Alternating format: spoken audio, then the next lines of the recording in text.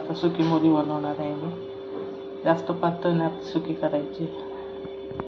त्यासाठी आता याला बारीक कापून पाण्यात 1 तासभर भिजत ठेवायचे. सुकी मोरी मी बारीक कापून 1 तासभर पाण्यात ठेवली होती. आतापर्यंत काढलेली आहे. आता बनवायची आपल्याला. त्याच्यासाठी कांदा लागणार आहे आपल्याला. कापून घेतलेला कांदा आहे बारीक. 1 टोमॅटो बारीक कापून घेतलेला आहे. कोथिंबीर, एक कांदा खोबऱ्याचं वाटण आहे, लाल तिखट, गरम मसाला. सगळं आता आपण तेल तापत ठेवलेलं आहे. फक्त आपण आता कांदा टाकणार आहे.